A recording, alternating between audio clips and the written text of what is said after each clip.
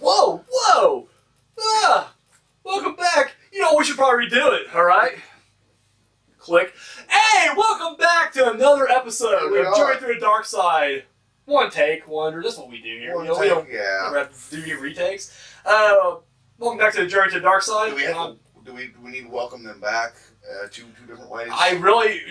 Maybe. I hope you guys, I don't know, regardless. Hope you guys had a safe Memorial Day, however you guys spent it. Yep. Whether if it's, we're still in the Corona era, or if we're starting that rebuild post-Corona era. Post-apocalyptic America. It could be. Either way, we hope you guys are safe. And either way, we hope you guys are watching. That's how selfish we are. We expect us to be in top priority. Yeah. Corona, keep your family safe, stay at home, stay healthy, journey through the dark side. That's the While you're at home. While you're at home, stay safe with your family. So, we're a family show, so get all the kids in here. Yeah, we are. So, what is the event that we're watching tonight? SummerSlam 95.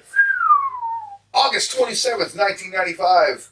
Pittsburgh, Pennsylvania. Whoa! Can't get away from that Philly crowd, baby. The Civic Arena. Do you want the attendance? You want to give me a guess on the attendance? Well, more than. I don't say. To be fair, had you not said that, I would have said 15,000. But before we actually start airing, you did tell me it's a bump. So my 15,000 is out of the way. If it's more than that, I'll say 17. Yeah. 18. 62.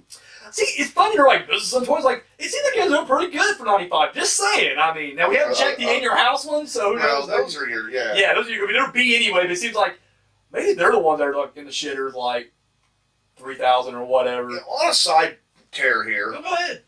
Now, I mean, I have mentioned that business is supposedly low and in the toilet at this time. Yeah. I've said it, you've said it, everyone said it. It's documented.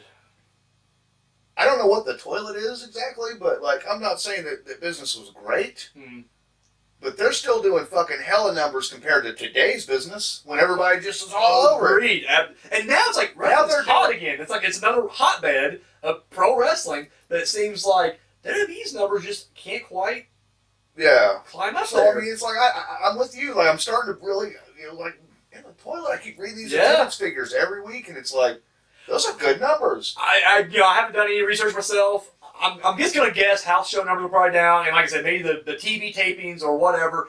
But I mean, clearly it's not and maybe the buy rates, but I mean, clearly not the house attendance for these pay-per-views or the look of it. Like even the looks still look like they're doing $1 million. You know what I mean? Like, yeah. And by the way, I wasn't making a joke that the attendances right now are literally like. Oh, I know. Well, because even before Coronas, it was like. The numbers were shit. Yeah, Corona's definitely slowing down. Make anybody think that I was. No, absolutely not. No. But our audience is pretty smart. It's Art Slaughter actually retweeted this a long time ago. Yeah. We did it once, but you know what? That's still in here. Oh yeah, I love him. We'll never do another Slaughter match, unfortunately. But one of these days, who knows? I mean, he may be in a match one of these days. We just don't know about it yet. We don't know about it. Yeah. Maybe next year's WrestleMania will be a Boneyard 2. Boneyard boot camp match. Slaughter comes back. Taker. Make it happen, Vince. Book it. Make it happen. But anyways. So what was the main event SummerSlam '95? Oh, it was Mabel and Diesel. Man. And if my should that have been Taker and Diesel? It should have been. Fuck you. If my memory serves me correct, Diesel and Mabel had a little spat after that match. According to Mr. Nash. He's an excellent storyteller. He really is. I don't always believe everything he says, but I do believe that, Mabel definitely probably hurt his back because, they kept saying he was hurting everybody else. Thought 2's another one that said, Rikishi, he went on to say that, he was or was it Nash saying, he hurt my back, so I can't wrestle for a couple weeks. Oh, yeah. Gotta take it easy, brother. I'll tell you where I think Nash is full of shit on. Because, once again, I love listening to Nash, and he's very insightful. It's just how he'll spin things. And he's like, after the match, he complained to Mabel, complained to Vince. And Vince is going to fire him right there. And he's like, well, don't fire him, Vince. Let him stick around. And it's like, no, I'm sure it was the opposite. I think he was like, I got to fire him. Get him out of here. Fire him. And Vince is just like, well, no, we can't just get rid of him now. Yeah. His contract will run out. We'll stop his push. And they do. That's the end of that. It goes down after this. But it's like, I just don't see all the stories I hear about the Clique just being complete cocks backstage. You're telling me that Nash is going to show compassion for Mabel when he told him, do not sell my back. Mabel does it. He's just like, I'll let you get by this one, or I'm pissed. You hurt my back, but God damn it, I respect you. I hope you feed your kids. Well, Nash, and This is how we roll. We kind of. They know at this point. We're season 2, baby. Season 2. You know how we do things of here. all the Clique members, when they tell stories, Nash, even more so than Hall, Nash is like the only guy that won't like dance around things. Like he'll just straight up say, "Yeah, we were dicks. Yeah. We controlled the business. We had, even when they split up, that was one of the conversations that they had. Like, hey, we fucking control wrestling." You're right, because Hall, maybe he's more humble about it. Yeah. But it is like, you're right. He doesn't just come out and just say it. Or if he does, like, if people are just like, so-and-so said this about you guys, he's like, well, I didn't know. It's like, come on, Hall. Who are you trying to fool here? Come on. Nash is like, yeah, we. And Michael's like, he's changed a lot, so he's not. He definitely downplays. But even that but comes out. He knows that we know. That, well, not only that, but like even he'll tell stories because you don't see him as much. Clearly he's more of a WWE guy, so he doesn't do as many shoots. But when he does, you can even see it break out from time to time where he'll just be like, "Well, yeah, we did," and it's just like, "Huh?" He's like, "Well, no, I'm a Christian, guys," and he doesn't seem as cocky about it. But Nash is just, he don't care. Arrogant, yeah. Anything you want to know. I really wish Triple H wasn't part of the machine because I would love to hear his stories. Because he's got a ton. Well, and he was like, no pun intended, but he was kind of the outsider of the group. Oh, yeah, you're right, I mean, he was in the group, but like, according to everybody, he didn't smoke, he didn't drink, and I believe that. Drugs. I do believe that. He wasn't out fucking around. Because Bischoff even said that when he was in WCW as Jean-Paul or Jean... Horizon? Well, he I know what you mean. Yeah, he did the other... But anyways, when he was there, I guess they would have parties like DDP's house and shit, and Bischoff's house, and he was there and didn't party down very well. Like, everybody's getting drunk and wasted, and he did. And some of them... It just seems like for a lot of people who could take pot shots at Triple H for being the owner of WWE, no one, like, everybody will agree that, no, he's pretty straight-laced or whatever you want to call it, straight edge, whatever you want to say. But it's like, okay, yeah, I mean, I buy that, so yeah. And, like... But that's what I'm saying, it'd be even better to have his perspective. Yeah. Clearly, he has a clear recollection of this stuff. Because all of them. But unfortunately, he's not going to come out and say anything. X-Pac, Michaels, Hall, Nash, they've all said, we took him in because he didn't do that stuff. And he would drive him. He was our designated driver. He was our babysitter. He was, But So, anyways, we're not talking about that today. No, we're not. We're going to actually talk about the casket match. It's Kama. Another one. Casket match. We got Kama with the $1 Million Man in his corner against the Undertaker with Paul Bearer in his corner. Now, there actually is quite a bit of build-up on this one. Finally some build-up. Been about a month now. We hadn't had any build-up, so now it's nice to get a match to sink our teeth into. So, we're going to... I love the build-up here. Not because of build-up. I got a little postscript I want to throw at the end of this, all right? Okay. But we're going to go with the build-up first. So, we're going to go back now. Now, for over a year now, and we'll even say over a year, because at the 94 SummerSlam, Taker versus Faker, and Millionaire Corporation, and that kind of started... They ignited what would become the feud. I would say the real feud probably started after Survivor Series, though. But he's been feuding with the corporation this entire time. He's gone through... I mean, I'm guessing on Raw, he may have went through others, and if he has, let me know. But the pay-per-view lineup looks like IRS and Bundy. Took them both out. So now, here we are. But the one guy who keeps kind of interfering in his matches, Kama, came out, interfered in his WrestleMania match, and then... The Supreme Fighting Machine. He came out, interfered, stole the urn. And then he made good on his promise. He said, I'm going to melt this down and make a necklace. And he did. Made a gaudy-ass fucking... Now, do you think, looking back, when he made that claim, it went through my head, he gonna do that. Yeah, no, agreed. Didn't think in a million years. Yeah. And then he shows up with the necklace. Fucking necklace. Melted it down. And you're like, good on his promise. Shit. Like, there was power in that thing. There were lights and smoke and, I'm guessing, Taker's parents' ashes at one point. Yeah. No, not now. Now it's boom. It's a chain. And you're just like, oh, fuck. At this point, we start seeing these two. Now, we've been seeing these people for a couple years now. Back between 93 and 93 and 95, there was two members of the Creature of the Night that you saw frequently in the audience. There's a man and a woman. They're all gothed out. Dude's wearing a turtleneck. Face painted all, pasty and everything. Girls in a black metal. He's a black metal guy, absolutely. Listens to Mayhem. And they're literally in the crowd quite a bit. Now, from time to time, we just kind of zoom in on them. At the time, I actually thought they were fans that would go around. Because we always talk about the guy, when we talk about Hogan's matches, we had the Hogan guy who literally had the same mustache and wore a bandana. It was at every major pay-per-view. and I'm watching wrestling right now. WCW. He's that WCW. He converted over. What about Tank Top? He's who's Tank Top? There's a with a mustache, creepy like. He's tan. He always wears tank tops, glasses, like a buzz cut. Maybe glasses. Yeah, I've seen him too. There's like yes, always in the front row. Yes, at Survivor Series '96, he fist bumps Sid on the way out there. He's one of the fist bump guys that Sid does. I know you're talking about. I didn't think about him, but I was like, he looks kind of familiar. Like, did we see him last time? I was like, maybe I've watched a lot of wrestling. Network really needs to find these people and do a special where they are now. On these super fans. These super fans. I agree. All I want to know is straw hat how guy. Did you do that? Exactly. The Hogan guy, the tank top guy, the black guy with the Taker thing, where he's just like. Well, he wasn't. I'm talking. He's a memorable guy, though. I know. Like, okay. But yeah, I agree. Super fan. The guys who go show to show. I mean, there may not be very many of them, but god damn it, like, enough for a half-hour special. Yeah. So So anyway, but they keep coming out. I will tell you now, because this is my funny postscript of this. These were plans. In fact, the guy was actually a wrestler himself. I'm forgetting the guy's name. I got his information pulled up. We'll get that in a second. Superstar? Do what? Was it the Masked Superstar? It was not a Masked Superstar. Mike Enos, I fucking wish. He may come back to WCW. He was at World War III, VI. Didn't think we were going to talk about him, did you? I know, we brought him back in the fold. So, but these creature guys are creatures of the darkness, or creatures of the night. Yeah, they're out there. Okay. And so, I'm so excited to get to the postscript, dude. The postscript is fucking epic. Like, it's going to make this whole episode. But anyways, it's better. It is awesome. So, anyways. They keep bringing out this black wreath, a mourning thing. Because they're mourning the fact that, Kama has taken the chain and melted down.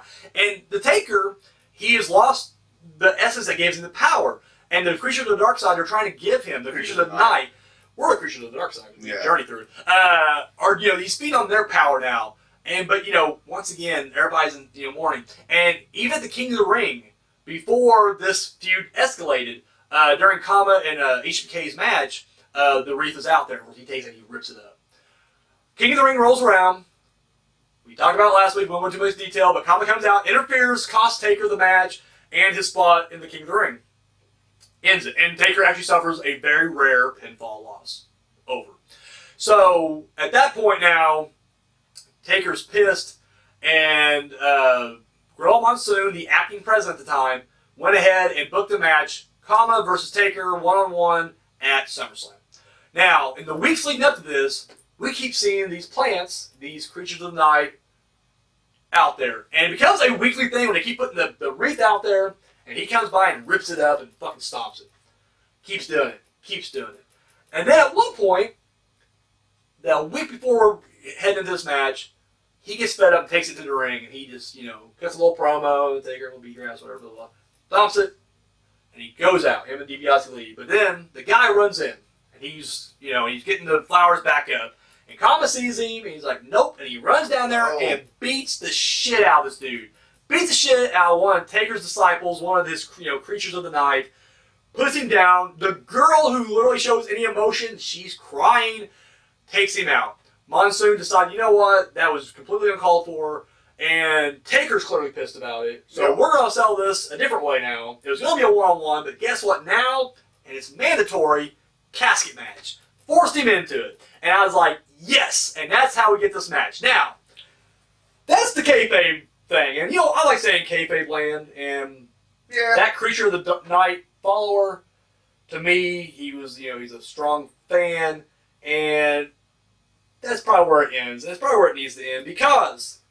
if a fan jumps the rail, they're going to get their fucking ass beat, though. I mean, he brings it on himself. But he probably deserved it. And I'll tell you why he probably deserved it. Oh, no. His name is Buck Zumhoff. All right? His real name is Eugene Otto Zumhoff. Oh, my God. He was a member of the he was a wrestler known as Rock and Roll Buck Zumhoff. And he did a lot of matches. He was trained by Vern Gagne, and he did a lot of AWA matches. In fact, he wrestled for the AWA up until it's closed in '91. Mm-hmm. However, before it closed, right after Super Clash 3, he was arrested for sexual misconduct in the 4th degree with a minor in January 23rd of 1989. Diddling kids. No, don't end there. So he comes back, gets hired. I was waiting. And literally, it's like Vince hires him, whatever, don't do background checks. I mean, Pat Patterson's there, so I guess it doesn't matter. Anyways, so does this, leaves. He actually retires from wrestling pretty shortly after that. I think he makes it like 99 or whatever. After that, starts sexually abusing his daughter, who was only 15 at the time, for like 3 years. 3 years before he's arrested. And then, when he's in the courtroom, he tries to make a run for it, and the cops have to track him down, bust him down, take him out, and they actually added more onto it. So, all in all, he got hit with like 4 different counts of different things. They added the escape, because they started to say he was trying to escape not just a custody, but in fact it was a felony. He was trying to escape a felony charge, which I guess adds more to it. There you go. Dude, literally, he's going to be in there for 25 years, and he was sentenced in 2014. So it took him a while to get the case to begin with, because like 2011 they busted him. 2014 is when he was actually sentenced to it. So dude's in prison right now. Creatures of the Night. So there it is. That's the, I like kayfabe land better, because no one gets sexually doing that shit when he was... Before he became the Creature of the Night. Now, you can't blame Taker. Even kayfabe land, because he wasn't a member of the, Taker's entourage. Yeah. He was just a fan behind the barricade. We need to check that girl's ID, though. Make sure she was actually officially of age. Oh, you know she got diddled. Son of a bitch. So anyways, there you go, guys. There's your nice little tidbit. Mark could have put a stop to that. He could have. So, the fact that, like, literally we're making this match to defend. Like, it was already there for the feud for Kama and Taker, but then it got escalated because we had to defend this sexual predator. Well, there you go. So man, my rating just went with. I don't know. I can't. No. It had nothing to do with the match itself. It was just a build-up. But still, yeah, just kind of. Because I'm looking at Wikipedia. As soon as you said that fucking name. And as I'm looking, that name's highlighted. And I was just like, well, wait a minute. Wikipedia normally highlights something. There's a page to go with it. Who's this guy? So I'm thinking just jobber wrestler. And it starts off jobber wrestler, but it's like legal issues. I'm like, wait a minute, what's this? Oh! You think of drugs or something? Maybe, so yeah, something like that, yeah. But no, didn't look good. So not just dumb, but his daughter as well. It's like, you fuck. Forever. So, they should have buried this motherfucker along with, but we digress. But we're not talking about that. We're not talking about Dylan anymore. So let's go on now to the actual casket match. So that's right, casket match. Kama's been poking the bear for a while now. Now these guys are finally going to meet up. So all you take the lead on this one, go ahead. I don't know if I missed something or if maybe I was looking down or looking away or whatever, but the casket was already there this time, right? Yeah, it was already wheeled out previously. I'm guessing during the preview, they had a couple of video packages and everything like that. So I'm guessing during that, because normally Paul Bear or Druid will bring it out. Yeah, they usually will. I think this is, if I'm not mistaken, this is the first time they've not. Yeah, no, you're absolutely correct. In fact, it was given a little bonus too. We get the casket cam. So I'm guessing the view's probably just like, listen, dead man, we need this. We got to put a camera in there. And he's just like, I don't do that. He's like, well, we do. So we're going to do it. And we'll take it from here. So yeah, he didn't get the Will's own casket out. So, I just, because my poser ass, since it's been 25 years, and I can't remember anything from 25 minutes ago, I didn't know it was a casket match. Oh, you're just like, regular match. Let's do it. I'm sorry. Yeah, no, you're good. And the camera kind of pans over, and I was like, yes! Bonus! Because I'd already been sorely disappointed twice before. I love it. I love it. Yes! Oh, that's good stuff. I was like, that was a goddamn casket match. I was pumped. So I was saying, after having 2 very lackluster or poor matches, let's just come out and say it, would you expect another bad match or poor match? And then when you saw the casket, you're like, okay, now we're back into it. Hey, my rating is already going to be a star higher because of just the casket alone, right? Yeah, okay, because I've always liked casket matches. I agree. Agreed. Even the coffin match, I liked it too. It wasn't bad. I mean, we went into detail about what was bad about it, but you're right though. I would much rather watch another coffin match than another King Kong Bundy match. So, but no, and honestly, it turned out to be. I guess pleasant surprise is overstating, but my standards were so low by this time. Fair enough. And and Kama's a big guy, but he's a more of an average sized guy. Yeah. He's not a monster big. No. So that was cool, and a guy that could work. Okay.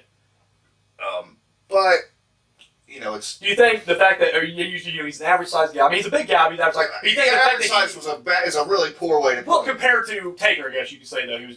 But the fact that he was kind of beefed up, do you think that still presented that credible threat where it's like maybe he's not fighting a monster, but you could maybe lump him in as like another big challenge for him, or beefed up. Plus, he obviously has people. Mm-hmm. He's got his friends. Yeah, the corporation. He's already took the urn and melted. He's proved that he can be a threat. Yeah. Maybe not one-on-one. Yeah. We're gonna find out. But so and it was all right. Okay, fair enough. Okay. Oh, you're good. You're good. We'll go ahead and kind of lay it out here. One thing off the bat that kind of irritated me was his fear of the casket. Now I get it. Well, everybody's afraid of the casket, and and maybe the whole fear of being claustrophobic or being put in the or the potential of maybe even being buried alive. Like even kayfabe wise, you gotta think that once you get put in the casket, you're just gonna be opened up in the back. So why do you give a shit? It reminded me a lot of Yoko, who during their casket match, who when it started and in the build and stuff, no fear. Yoko standing up, he's no fear. Get near that casket, though. Get near that casket. It's lava. The two that showed it, or really the only two that he's had casket match with so far was Yokozuna and Kamala, and both of them were just petrified. Now Kamala, kind of scared anyway because he's superstitious anyway. Like he's from the jungles.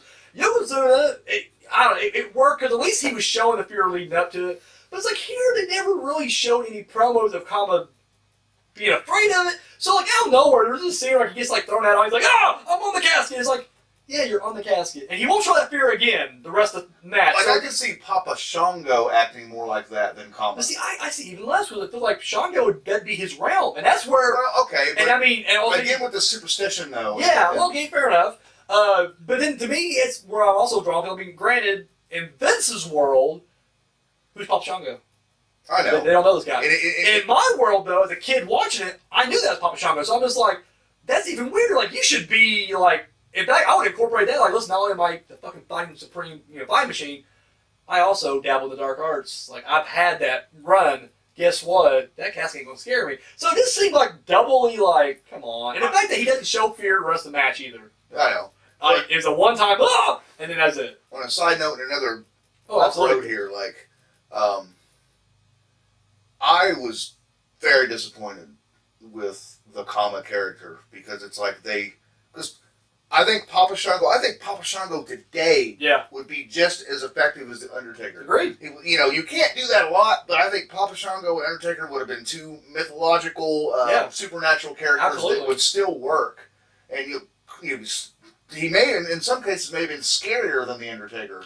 He made Ultimate Warrior vomit up black blood. I mean, boom, right there. But it's like you said, to the WWF, that's common. Oh. Papa Shango's gone. Yeah. This isn't the same guy playing different characters. Exactly. But the fans knew it. It's like and he still had a good gimmick. Don't get me wrong. And the early days of the UFC was kind of ramping up, and they kind of wanted him to be that MMA guy. But it's like, man, Papa Shango was like easily, and we probably went over lists before. And I'm probably all over the place sometimes, but I'd say number 3 favorite supernatural scary character. Okay. Kane's going to be my second one. 90s early Kane. Yeah. Taker, Kane, and Papa Shango because he was terrifying. Fair enough. I agree with that. And it's like I'll put Bray up there above Kane, but then Papa Shango but I'm still, but I just that was just kind of a side note for me. It's like Papa Shango Taker would. I feel like when you look at all Godfather's, Charles Wright's runs, I feel like Kama's the most. I feel like I won't say most missed opportunity because I feel like Papa Shango was a big missed opportunity. They just didn't capitalize on it, and I always felt like you should have had somebody rival Taker on that level. Keep them apart, but every now and then have them clash. And when you have them clash, I wouldn't have just let one guy dominate the other, but let them play mind games. So that way, every time you would have them meet down the road, it'd be a little more special each time. But they didn't do that. Kama, I felt like they could have made this dude a huge wrecking machine, and maybe not a run with it, but maybe a good shot at the IC title. It just felt like he was never more than a jobber, ever. As Kama. And that's unfortunate because it's like he has the size, the body, and normally he can go. So it's just like. And he really didn't get over until he became a comedy gimmick. Yeah, I mean, and that's the thing. Big ups to the Godfather though, not. No, absolutely. Because even when he was in the Nation the first time, just as Kama Mustafa, it was like No. He was a background. He That just was stood it. there. He was just there to do that. I mean, that's exactly it. And it wasn't until he became the pimp that it was like, shit, people liked him. And he started winning more. And he got on the IC title. It's like, how? But to me, this Charles Wright right here is his worst. Yeah, oh yeah. I get what you're saying. No, I There's agree. potential. Oh yeah, no, I even think I agree. his comma. Papa Shango was my favorite, then Godfather. I'll even go Goodfather after that because at least they did something with him and he won the tag titles. And then my fourth would be Kama, the Supreme Fight Machine. Nation, comma, I kind of liked better. Oh yeah, in Nation. Because he had a group, he was part of something like well, Nation was more dominant than the corporation too, so I mean, he had that going for him. A background character, but he still had some decent matches at the time. But like this right here is like this is a weird transitional phase for him, I think, and like I agree. He's in a good program right now, but and I think you wouldn't have had that if he wasn't friends with Taker. Oh, yeah, life, yeah. So anyways, Sorry. No, you're fine. I love the detour. That's what makes the show. Believe this show would be like 10 minutes every week. Wasn't for us taking detours. So. Some of them would be like 10 seconds. It really would be. So match continues, and I like when our shows are longer than the matches that we're. That's every time. We have never brought one under yet. Like they're always at our shortest show is like 40 minutes. Side note: before we knew that WWE was going to take down every video we did just for posting a fucking picture. Yeah. Weren't we going to have? We were going to kind of review over the match. Like yeah. And it was like that was always the thing. We'd always show highlights and we couldn't. Wacky we stuff. would go so far over the match. I used random music at times, and music is hit hard. And I remember I used the I don't know country. I'm sorry, but whoever sings the song Texas Tornado during one of the Rumbles. Joe Exotic. I had this pop up.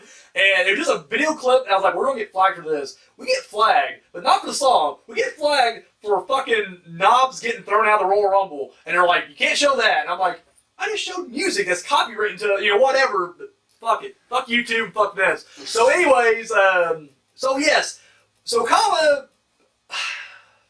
this match to me also felt very slow and very plotting. I felt like Kama was not as bad. I'm getting there. Okay. Yeah, I felt like Kama looked like he was gassed early on, and it just seemed like he was purposely slowing down. I'm like, dude, I've seen you go. Yeah. What are you doing? So it just seemed like he kept slowing it down. He kept doing this thing, which yes, but a few times it looked like he was scared. So he's doing this like. And dude, it looked comical as fuck, and I'm laughing out loud, and not in a good way. It wasn't like, I was like, oh, dude, this is fucking sad. Him and Taker fight. Of course, no DQ. Anything can, go. But then at one point, like, Kama hits him with like a power slam, right? Yep. And he goes for a pin. Just fuck it, pin. And then, like, even the referee's like, hey, they're hitting the ring, like, hey, dude, here. Dude, everybody was hollering at him. He's looking like, come on, pin me. And he's like, dude, are you a fucking moron? So then, instead of rolling him over to the thing, he throws on a chin lock for fucking like 3 minutes of a chin lock. I think he threw on that chin lock and he goes, dude, I totally forgot this was a casket match. Yeah. And I think he's also going, I'm so sorry. He's also going, dude, I'm gassed right now. Dude, he was so slow. He was Bundy slow at times. He would have, the only thing between him and Bundy was he would actually have those bursts of energy. And it seemed like at the end, it picks up. But man, get to the end. Fuck me. We get the casket cam, which is fun. And we also answered the question, why did both wrestlers go in the casket at once and it shuts on both of them? Is it a draw? Nope. You keep going until on one. I don't think that was supposed to happen either. Maybe it was, though, because they were in there for quite a while. Yeah. And they were in there for quite a while, so it wasn't like they're just like, shit, we won't do that. They're like, nah, just let it. Or maybe they weren't, he was just like, let it ride, man. We're fighting in here, shaking it around. One of my favorite, and I mean, I'm going to use the phrase scene because it is like a scene, is when Kama's climbing out of the casket and you're like, he's getting out there and you're thinking, like, once his foot gets out, the lid will shut and then he wins, but then Taker grabs him and is pulling back. And I'm like, and we've seen that better with Michaels later on, but for this one shot, and I love it. Like, I'm just like, I popped at home. Yeah. It brought me up. I'm not gonna lie, I was bored of this match. I was literally just like, fuck this match. Like, this is worse than the coffin. Now, at least Kamala made the coffin match more enjoyable. Kama wasn't making this match enjoyable. I don't think, and once again, going back to what you said, Shango, Godfather, Nation, Goodfather, they all had charisma. Kama has none. Yeah. And so you're just like, fuck me. So Taker drags him back in, beats him up a little bit. They get back out and fight. Taker busts. At this point, the casket's falling apart. Yes, the line on the inside already fell. Referees are like, I don't know what to do with it. Just let it fall on the bottom. Taker has busted his elbow open. And I don't know why I noticed this, but I'm looking at it. I'm like, man, like the red on that tattoo's pretty good. And I'm like, oh shit, he's bleeding, you know. And you see it later on. There's a spot on the mat, and you see a little puddle of blood. Yeah. So anyways, at one point they get on the casket, which is a pretty cool spot. You think Kama's going to try to pile drive him, I guess, on the casket, and Taker, and back body drops him over, or back into the ring. But then Taker hits the clothesline, but it's not the finish. Gives ahead, gives him the tombstone, and then he's not ending with a clothesline again. No, ain't doing that, not again. And then he rolls him into the casket, and he sits there. And I thought it was kind of weird. Like I was like, "Oh, the referee's going to shut it? Like, what's going to happen here?" But then he reaches over and closes that motherfucker. And that's what I was getting ready to say. Every time we've covered a casket match, we always come back to this discussion. What are the rules? Yeah. Because it seems like sometimes the wrestler will open up the casket, do the thing, or his manager will or something. Sometimes the refs will do the closing and open. They're telling him, like, hey, open that up for me so I can, and it's just like, I don't know if there is really either one works. I guess. I guess it's just either way. I guess whatever referee you have out there. If there's one referee who's just like, oh no, it's my job. I just count the bit. I let the guy over there know the match is over. That's all I do. Because I feel like you should have to close it. Like I agree. If I got you down, I think open and close it. I'm dead as fuck, but I now, get you into the casket and I collapse. I can't just signal for the rest. That's not fair. Yeah. I gotta, because then you can get back out. Yeah, exactly. I feel like they can open it maybe. I feel like referees shouldn't have a touch on the casket at all. They're just there to make sure that it's shut all the way, it's closed. I feel like it should get the wrestlers to open and close it. Now, of course, that's where the heel managers come in play, where they can shut, so then you can have that moment where they screw someone over, try to, that's not fair, by God, it's supposed to be, and so you can have that. But anyway, so Taker closes the casket and closes the feud with the corporation. Fallout here, Kama floats around for a little bit longer, but that's pretty much it. Like, he'll make it to Royal Rumble 96, and then he'll disappear for a long-ass time until the Nation of Domination. Yeah, that was 97, probably. Yeah. 97? No, yeah, 97, yeah. Because he formed the Nation in 96, but only Crush was in it at that point. Savio hasn't even joined yet. Oh, it was before it was exclusively Yeah. Before it became, all, like the Black Panther. Because they started off multi-racial. Yeah. There was Savio, Crush, and Farouk. And then he would fire Crush and Savio, and Clarence Mason, the manager, because he keeps D'Lo Brown, because D'Lo Brown was just a background in a suit character at that point. Yeah. But then, following that, Kama would return. So yeah, 97 is when all that happened. So yeah, we're talking, that's probably even mid-97, actually. So Gang warfare. Gang warfare, because we all know, because Taker 2 would come back. He's a biker, too. Anyways, I can't wait to cover him. They got across either a Rumble or something. There's got to be another, I hope. Anyways, and then Taker, once again, you'd think he's going to set aside the world title, but he's got a little unfinished business because there's somebody else out there who still has a win over him, and he ain't going to let that one slide. But we'll get to that later. So let's get to the ratings portion of this. I went first 2 weeks ago, so I'll let you go ahead and go this time. What do you rate this match, and what are your final thoughts on it? I'm going to give it a 2. 2? Okay. Probably should have been a 1, but I said casket match automatically. Fair enough. Because it's just, I was 12 years old again going, oh my God, this is awesome. And I was so surprised because I didn't know it was a fucking casket Exactly. match. That would make the difference, I guess. I knew going into it, but I guess if you had no idea, it would be like, holy shit. Because this was me, and then the camera pans over. Wait, what's that? Hell What's it yeah. out there? Yes! It's the casket. Oh, God. So, actually, are we doing 0.5s? Oh, no. The only time 0.5 that will come up is when we average ours together. So Okay. you're going 2. All right, so, because I don't really want to give it a 3, but I was going to, because that ending sequence at the end was really good. Yeah, we're good. I liked a lot of that stuff. It's like you said, the match was pretty slow and plodding. It really was. And then it picked up. It does pick up. And maybe, Kama may have been gassed out. I don't know. I mean, know. He'd probably tell me, I was selling, brother. It's like, no, you wasn't. You were fucking gas. I can tell the difference. Obviously, something, because I don't remember a lot of Papa Shango matches. I mean, I remember them, but I don't remember details. But I assume he probably had more of a slow pace, sort of like Undertaker. But he was, but if it's a character, this is the supreme I'm saying, like, machine. Did he lose something there? Because it's like, later on he would go. Godfather could go. Like, at this time, was he just it's a good not question. in shape or something? I mean, maybe. Once again, that's a very good question. Because like honestly, you said, you can't bill somebody as the supreme fighting machine, and they take 3 steps, and they're like, whoa. Well, let's go this route. Headlock. Maybe he, because he went with Michaels at King of the Ring, and they had a pretty good match, if I remember. But once again, it's Michaels. When someone else is kind of forcing you to go faster, you're stepping your game up. We established earlier that maybe Taker wasn't quite at that level yet where he can push wrestlers. See, that's what I'm saying. So you're right. Maybe that's what it was. So that may have been it. And maybe Kama could go. He just didn't hear because no one was really pushing him to go. Yeah, like I said. Because you're right. When he was the IC champion, he was in there like Val Venus and people who, D'Lo Brown could go. He was in there with guys who could go. So maybe that's what. So yeah, that may have been it. Just another case of Taker. He, like, the very beginning of this, because I said, he wasn't a monster. Yeah. Finally. He's still a big guy. Like I said, average size, I should have not. I just meant, he's small. Taker, though, he is, He's smaller than Mabel. He's smaller than Bundy. Smaller than Gonzalez. Smaller than Kamala, yeah. You know what I mean? So the giants he slayed already. He's smaller than those guys, yeah. But he worked a big guy style. Yeah, absolutely. Power and strikes, I mean. But just his pacing, though, was just... Yeah, and I had to a detriment, too. Like, until the end, I mean, he definitely, like, jolted up. Yeah. And, they had that good sequence at the end, but, man, like... And I know he gets better. Oh, yeah, that's what I say, yeah. I mean, both of them. We were talking about this, off and maybe, like you said, it's not long after this, he's gone for a while. Maybe Vince saw this kind of stuff and said, dude, you got to get conditioned. You're gonna have to, there's something here. Yeah. But I see something there, but you got to come back. You got to fine tune that shit. I don't know if they had a developmental type thing. Well, I think he went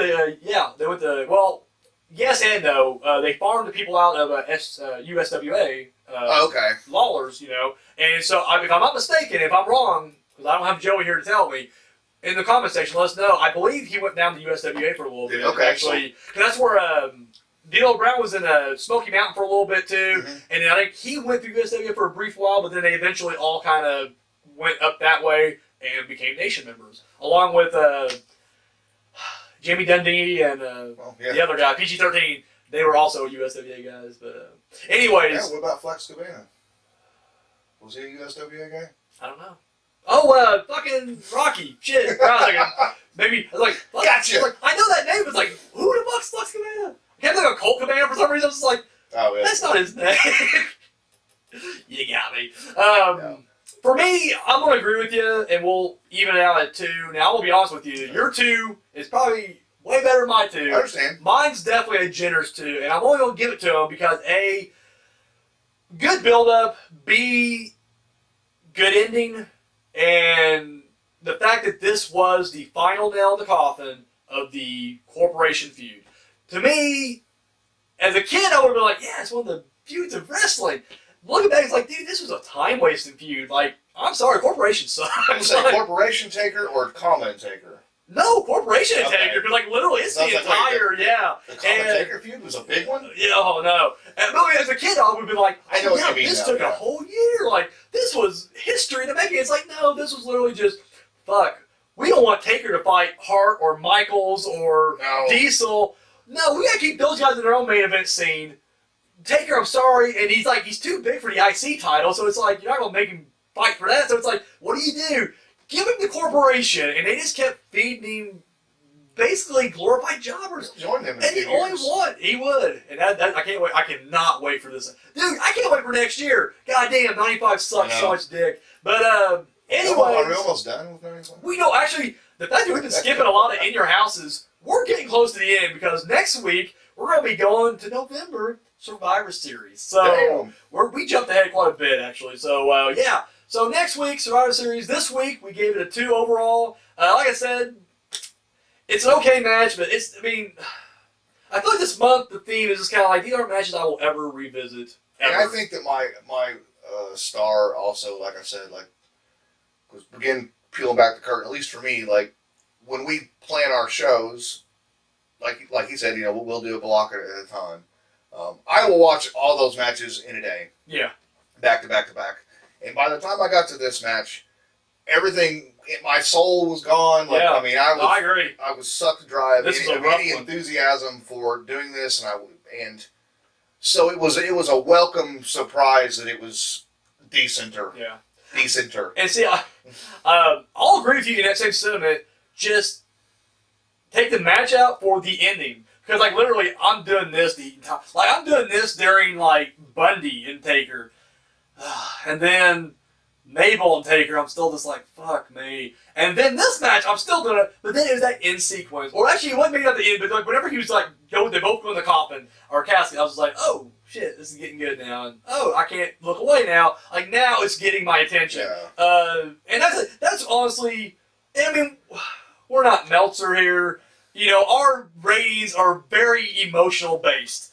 I have given reviews or ratings in the past just based on nostalgia, where I'm just like, nope, I had that same feeling I had when I was like 5 years old or 6 years old. Yeah. Fuck it, that's what we're keeping.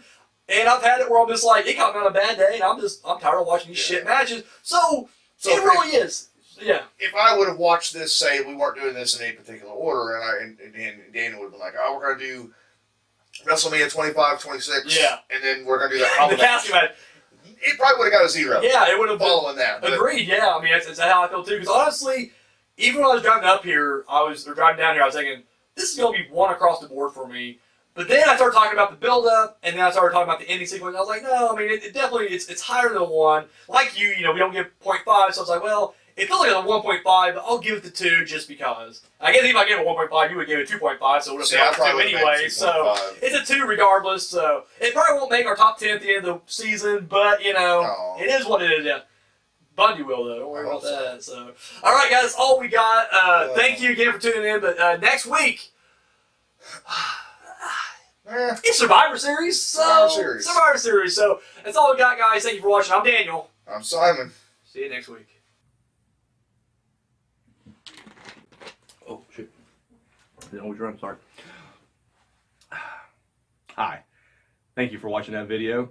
Be sure to give us a thumbs up, share it, subscribe to our channel. All that good stuff you do right here on YouTube, go ahead and do it. Check out our other videos. Go to our playlist. We got episodes of TPS TV, Journey Through the Darkside. We got a new show coming out, the horror movie review with Daniel Richardson.